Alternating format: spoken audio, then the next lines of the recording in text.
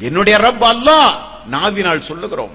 என்னுடைய தூதர் முஹம்மது ஸல்லல்லாஹு அலைஹி வஸல்லம் உயிரை விட மேலாக மதிக்க பழகி இருக்கிறோம். எங்களுடைய வேதம் திருக்குர்ஆன் ஏறெடுத்தும் பார்க்காமல் வாழ்ந்து கொண்டிருக்கிறோம். இதுவா இஸ்லாம்?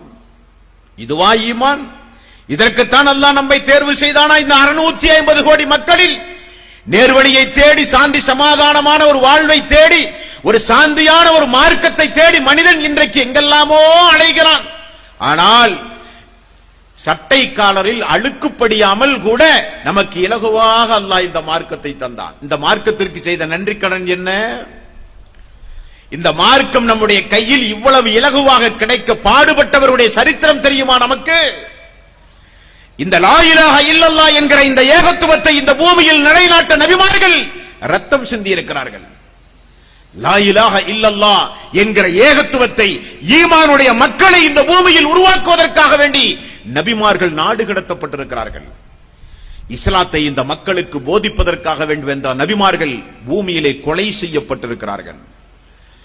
இஸ்லாத்தை, இந்த மார்க்கத்தை ஏற்ற மக்கள், தூதரை பின்பற்றிய மக்கள் சொல்லனா துன்பங்களுக்கு ஆளாக்கி இருக்கிறார்கள். 1400 ஆண்டுகளுக்கு முன்னால் வாழ்ந்த மக்களுடைய சரித்திரம் இன்றைக்கும் கூட பாதுகாக்கப்பட்ட வரலாறாக பல பயான்களிலே நாம் கேள்விப்படுகிறோமே. எதற்காக வேண்டி?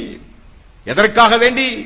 பிலால் ரலியல்லாஹு அன்ஹு அவர்கள், அம்மா ரலியல்லாஹு அன்ஹு அவர்கள், சாயித் பின் அபி வக்காஸ் ரலியல்லாஹு அன்ஹு அவர்கள், அபூ சலமா ரலியல்லாஹு அன்ஹு அவர்கள் என்று ஆண்களுடைய பட்டியல், பெண்களுடைய பட்டியல், சிறுவர்களுடைய பட்டியல் என்று இந்த இஸ்லாத்திற்காக வேண்டி, ஏகத்துவத்தை நிலைநாட்டுவதற்காக வேண்டி உயிர் மூச்சு உடம்பில இருக்கிற வரை ஈமானோடு வாழ்ந்துதான் மரணிக்க வேண்டும் என்பதற்காக வேண்டி பெண்கள் விதவியாக்கப்பட்டிருக்கிறார்கள், பிள்ளைகள் அனாதைகளாக்கப்பட்டிருக்கிறார்கள், சொத்துக்களை எல்லாம் சூறையாடப்பட்டிருக்கின்றது, உடம்பிலே இருக்கிற ஒவ்வொரு உறுப்புகளும் துண்டு துண்டாக வெட்டப்பட்டிருக்கின்றது, மக்காமா நகர் முழுக்க இரத்த வெள்ளங்கள் ஓட்டப்பட்டிருக்கின்றது.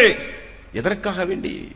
நாமெல்லாம் எந்த சிரமமும் இல்லாமல் இந்த மார்க்கத்தை ஏற்றுக்கொள்ள வேண்டும் என்பதற்காக வேண்டி உலகத்தின் கடைக்கோடியில் போய் நின்று கொண்டு இன்றைக்கு நீங்கள் இஸ்லாத்தை சொல்லலாம். அந்த உரிமையை உங்களுக்கு தந்தவர்கள் யார்?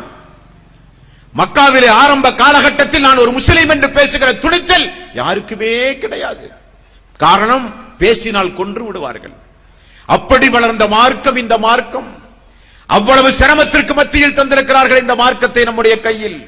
நாம் இந்த மார்க்கத்திற்கு செய்த நன்றி கடன் என்ன? கொஞ்சமாவது யோசித்தோமா? தாய்மார்கள் வந்திருக்கிறீர்கள், பெரியோர்கள், சகோதர சகோதரிகள் வந்திருக்கிறீர்கள், உரைகளை அங்குமிங்குமாக அமர்ந்து நீங்கள் கேட்கிறீர்கள். ஒரு சபதம் எடுக்க வேண்டாமா? இஸ்லாம் என்னுடைய உயிரை விட நான் மேல்